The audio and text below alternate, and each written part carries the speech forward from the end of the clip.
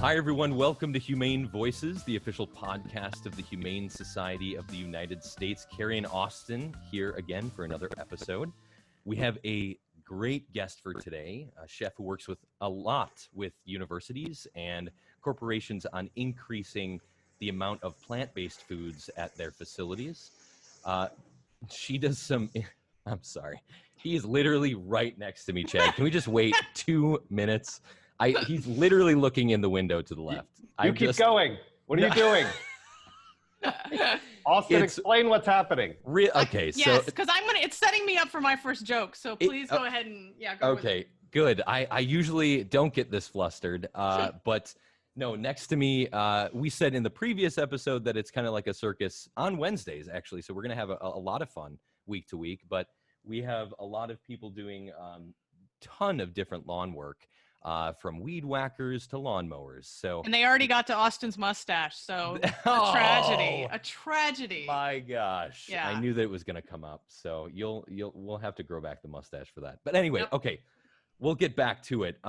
So we are going to introduce Chef Jen in just a moment. But before that, I did want to mention that we recently released a eye-opening and shocking fur investigation.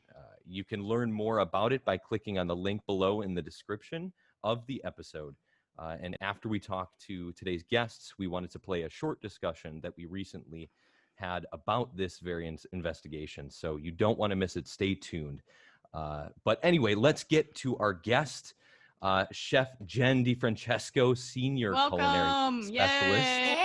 Hi. And just so all of you guys listeners know, right before we did this, Jen sent us pictures of some of her amazing foods, and so now we're all hungry and upset. You know, it was close to lunchtime. I figured I'd do it justice and just give you guys some great pictures to look at, and everybody get hungry and have a big lunch after this. Cupcakes, burritos, the whole, oh my God, it looks so good. Did you see that country fried cauliflower? Yes. With the red velvet waffle. Yes. Yep. I was going to ask about it. Okay. I'm leaving now. I'm leaving the podcast and I'm going to go cook something. All right. Sorry. This is over. No, it looked so delicious. And the churro cupcakes. Oh, the churro cupcake. The frizzy little churros on the top. That was so cute. Oh my God. So I made the churro cupcakes and I made a double batch. So I had 24 because, you take pictures of them and you want to drizzle them pretty and make them look really nice for photographs. Right. So I'm like, oh, one just fell over. Well, I guess I have to eat that one. So I ate accidentally.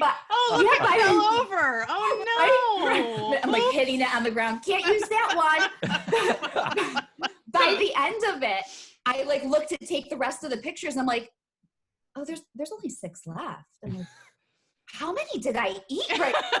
Oh my gosh. They were delicious. Absolutely. And 6 leftovers, that's not even worth saving. You just need to polish those off. Just need to finish it off, right? Just commit already. Yeah. That was a glorious day. Wonderful. No, and so that you mentioned that's what the HSUS culinary team has been preparing for a lot of the food service company partners and services. That's right, Austin. So our culinary team, goes and works with the largest food service companies. So you might have heard a couple of them, Sodexo, Compass, Aramark, and they have accounts not only including college and university, but business and industry accounts, healthcare. We do a lot of stadiums and military as well. So there's so many different types of accounts that we can go into and help them increase and diversify their menu by incorporating more plant-based options. Right. So that's a great place to start, actually, Jen. How did you get your start in the culinary field yourself? Yeah. So I actually started working in a grocery store in their bakery called Wegmans Food Markets. And I worked there for several years. And after Wegmans, I decided to start to go into college and university food service. And it's such a difference, going from grocery stores to college food service production, because college production is so commissary style, right? You're making and feeding thousands of students. I worked at the University of Buffalo. We served 28,000 meals a day. I mean, the number is staggering, right? So I was used to making a couple cakes at Wegmans here and there, throwing, putting some brownies on the shelves, to now they were telling me to make brownies. And I was like, oh yeah, I can do that. No problem. How many do you need? 4 sheets, 5 sheets? And they look at me and they go, well, we make 700 pounds of brownies a day. And I was like, oh.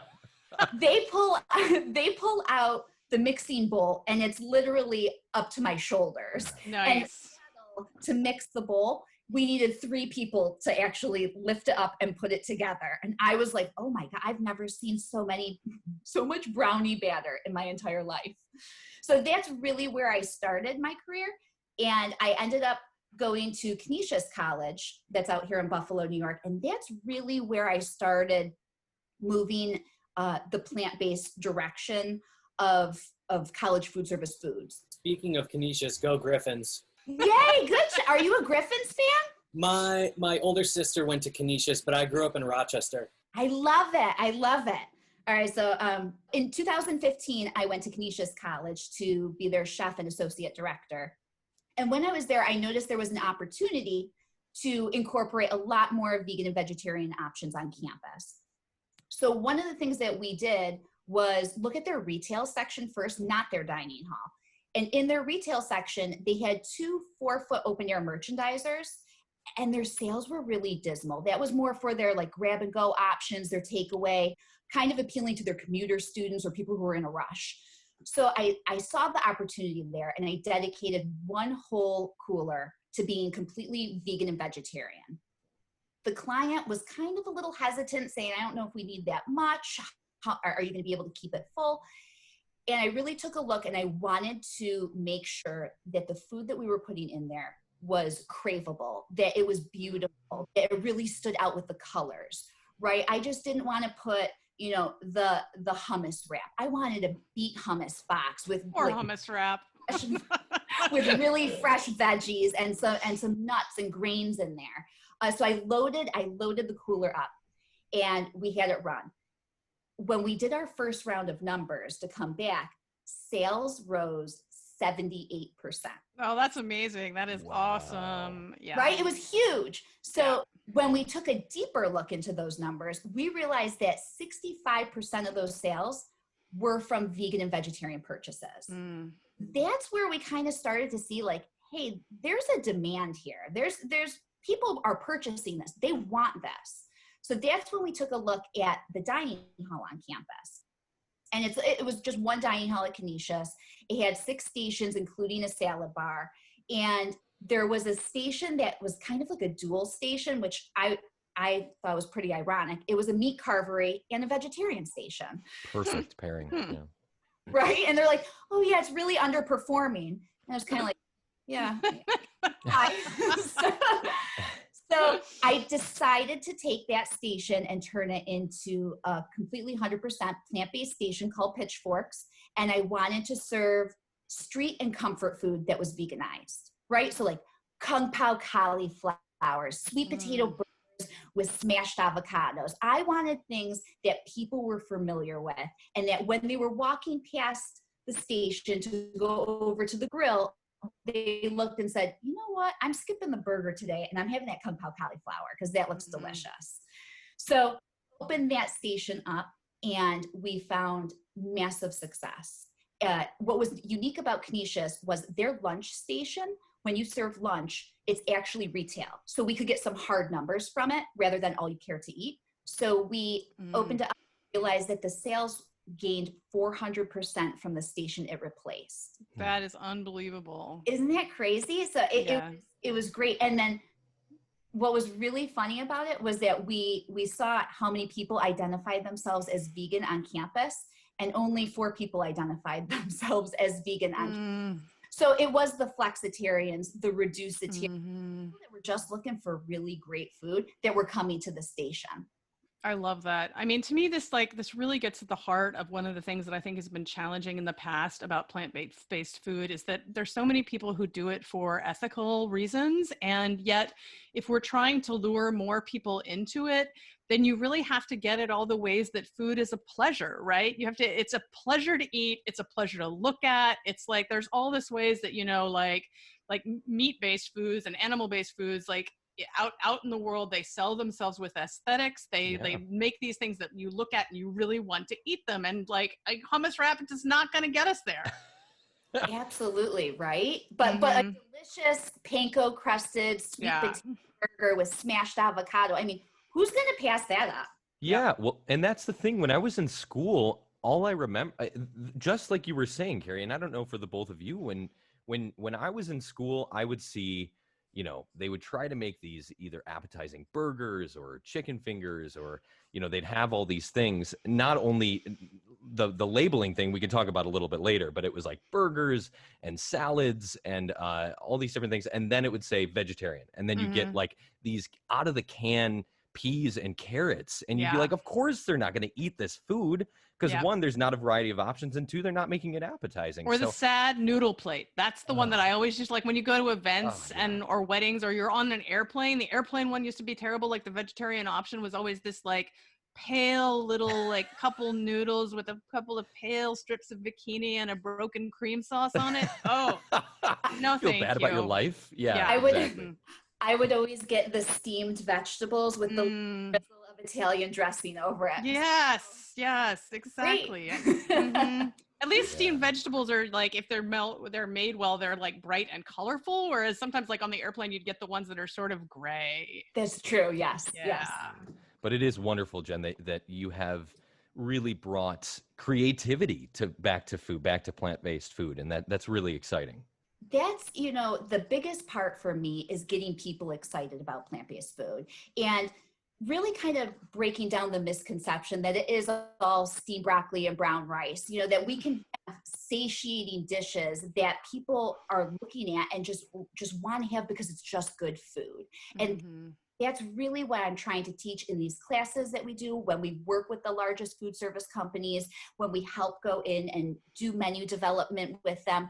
I'm trying to expand their vision on it and realize, you know, you don't just have to have a vegan station, just making it in the corner, in the back of the dining hall or in the back of your account that, oh no, we have a vegan station, there's options. Make it front and center, highlight the dish, show that plants are beautiful and that they're satiated and that they're filling and craveable. I mean, really the part that highlights it for me, and making them see that it can help lower their food costs and it can help, you know, increase their sales by diversifying their menu. It's a win-win, right? All while being better for the planet, certainly better for the animals and better for their health.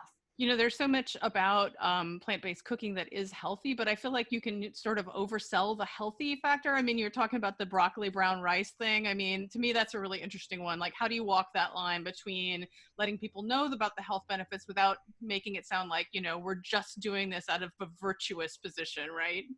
Right. That's a great question, because I tell people, when I first started doing this, when I was working at Canisius, I used to label everything vegan and vegetarian. I highlighted it. I put healthy, I put nutritious. And I noticed at some point that the sales did kind of plateau. And then I started taking that signage away. And I tell people now, when we're working with the companies, don't call it vegan or vegetarian. Most people think that's special food for special people. And we're not that. We're creating great food for everyone. So take that word away. And I have a great story about that. I used to serve vegan chili, right? And it was delicious. It was sweet potatoes, black beans. It had great spices in it. It was a little, you know, it had a little heat to it. And I labeled it vegan chili because I wanted everybody to know that there was no animal products in it. So people came and they realized I sold 5 gallons. And I was kind of like, oh, okay, I thought it'd be more popular. It's really good. 3 weeks later, I took that name away and I just called it sweet potato and black bean chili. And we ended up selling 25 gallons. So it's all about how you word things, right? Because people are walking by and saying, well, I'm not vegan. I'm not going to eat that chili. And it's about that. It's walking by and saying, oh, you know, roasted sweet potatoes and black beans. That sounds good today. I'm going to have a cup of that.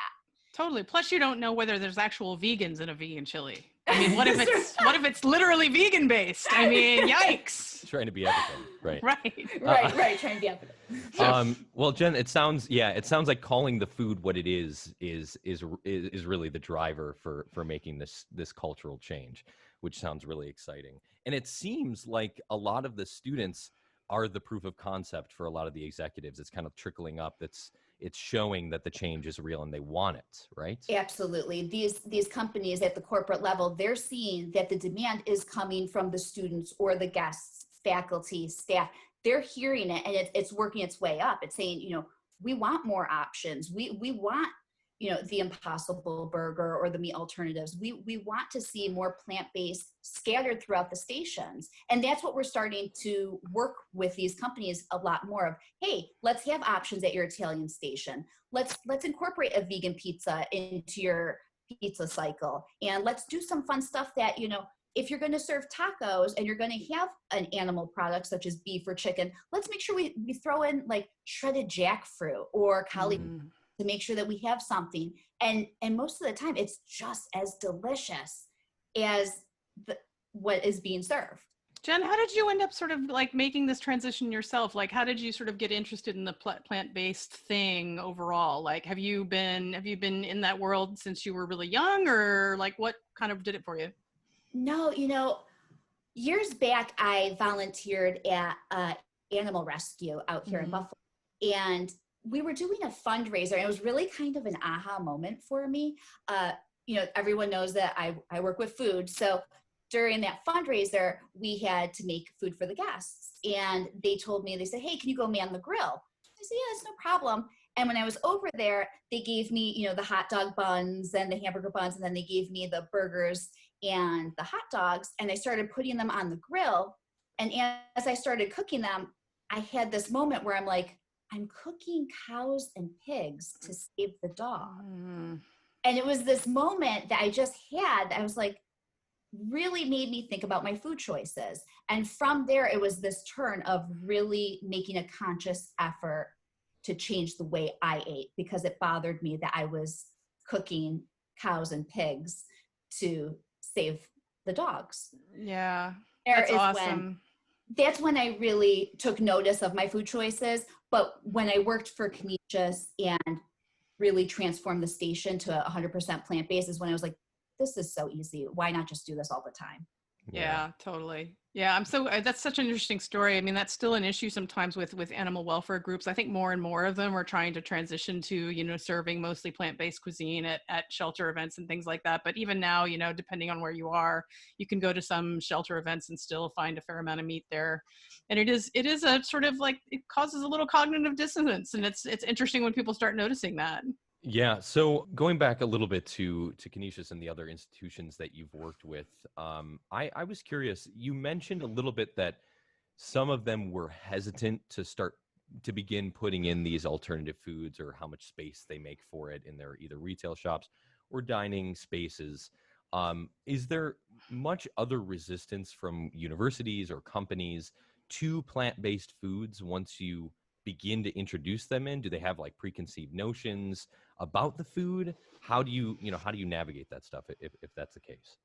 Austin, what I noticed is when we're working with these food service companies is there may be some hesitation in the beginning, not so much of, is the food going to taste good? It's more of, how much is this going to hurt my food cost? And how is this going to, affect my bottom line? And so when we go in, we start working with them and showing them that, hey, when you replace an animal meat with a plant protein, it can be less expensive. So we really go in and work with them and kind of take the fear out of plant-based foods and just show them that it is just real food. It's just delicious. It's great.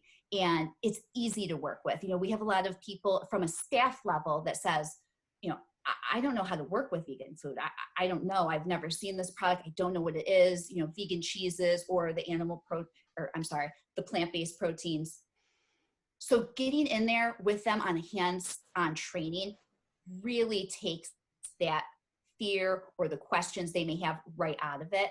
And that's a great part of our program, is that we not only work with these companies to help develop menus and recipes for them, but we also go in and work with their staff one-on-one to make sure that they feel comfortable with these recipes that they're provided now. Because we want to set them up for success. And I tell them at the corporate level, the best thing you can do is educate your staff and let them know right? Because you want them to know what they're serving for their customers. And it's not just, oh, I don't know, it's that plant-based stuff that they have. I think they call it jackfruit. And instead, you want your frontline workers to be saying, oh, we have jackfruit. Have you ever heard of jackfruit? It's this crazy fruit that comes from Asia, and it's the size of my head, and they can, shred it up, and it can replicate something that mimics pulled pork, and they put into it and infuse it, and it's delicious, and it has great texture. That's what you want on the front lines. So the more that they're informed, I think the better the dishes sell as well.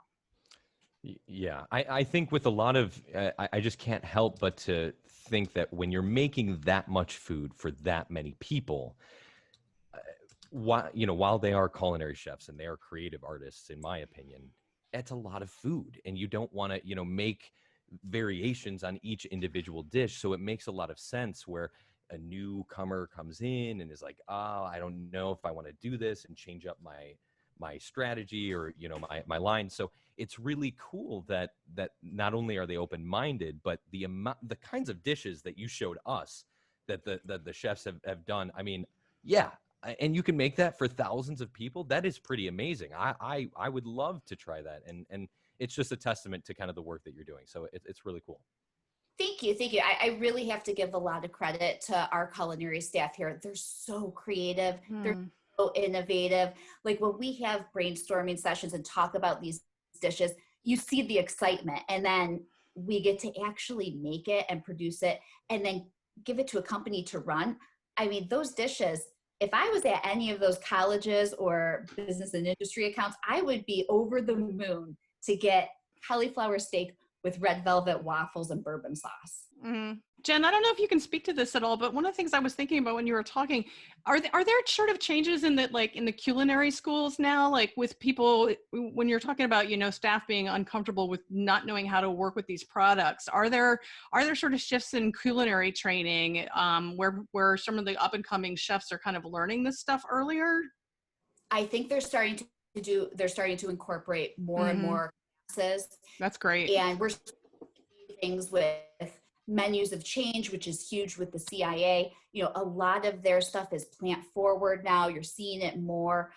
Ruby Cooking School, online cooking school, it has dedicated plant-based class and curriculum. So you're seeing it more. It's becoming much more normalized. So people aren't so afraid of that. So, hearing the word vegan and kind of looking and being like, I don't know how to cook that. We're at the point where it's being normalized. That's great. Chef Jen, thank you so much. That's Jennifer DiFranceso, Senior Culinary Specialist at the Humane Society of the United States. Thanks for sitting down and chatting with us. Now I'm going to go. Thanks for making us hungry. Yeah, really. We're going to go eat everything that we can in the fridge and clean that out. It won't be the same. Yeah. Thank you so much, Austin and Carrie. It was great. Yeah, wonderful. Well, to find out more info about plant-based eating and where to find your new favorite dish, of course, you know where to find us, humanesociety.org. And don't go anywhere. Stay tuned. We're going to have a short discussion again about the recently released fur investigation. The other issue involving fur that has been in the news was a recently released Asian fur investigation, and we mentioned it at the top of the episode that we'd kind of get your take on it. So we wanted to see, the footage is powerful, gruesome, disgusting. Can you speak a little bit about that investigation, PJ? Sure. And I've had to see a lot of footage in my life, some horrible stuff, and this investigation tops it for me. This was extremely difficult to be part of the editing process and taking footage from these 11 randomly selected fur farms in Asia. And we say Asia because we're protecting the groups there that got this footage. But it shows really what the fur industry is about, and it has zero concern for animal welfare. You're seeing these foxes, raccoon dogs ripped from their cages, like to see them like trying to hold on to their cages as they're being ripped apart.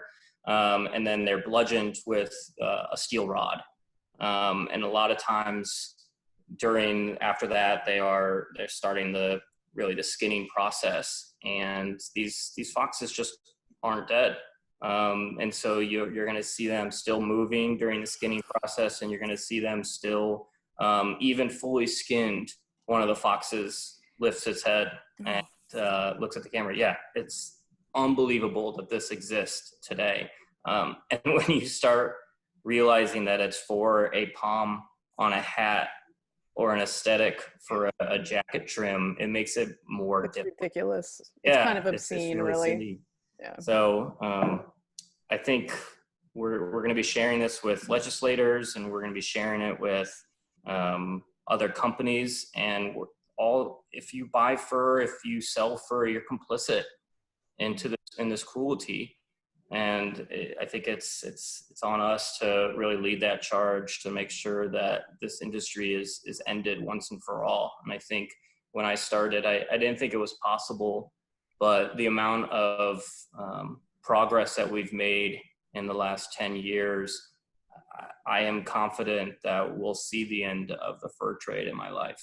And so that keeps me going. But this investigation, I think is going to hit hard for a lot of people. And I know it's hard to see some of this stuff.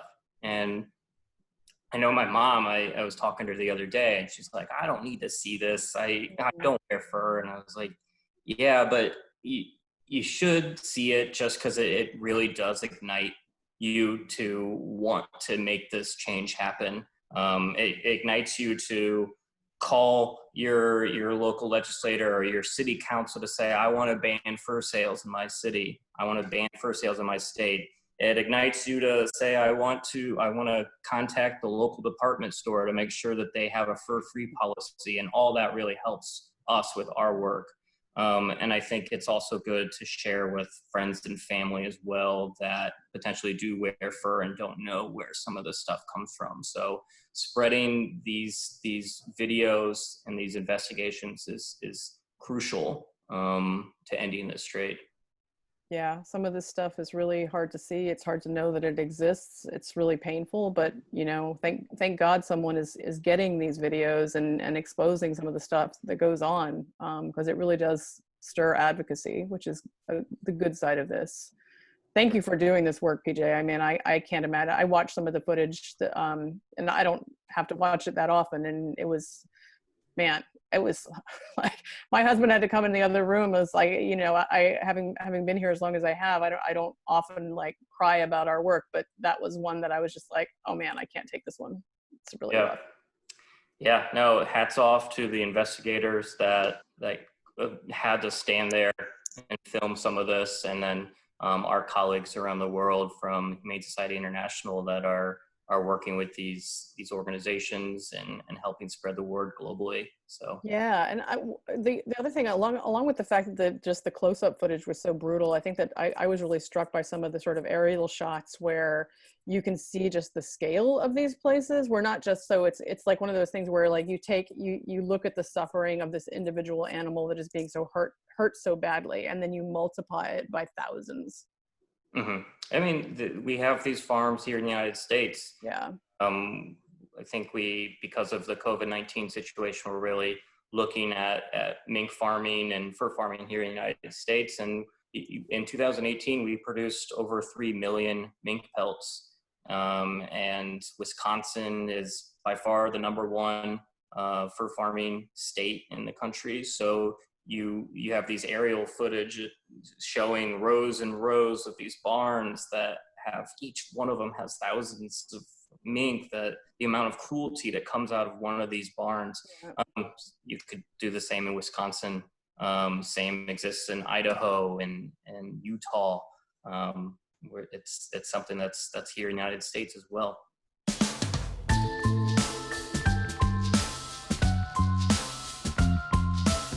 All right, everyone, thanks for staying tuned. That was our short discussion, part of a larger one about the recently released fur investigation.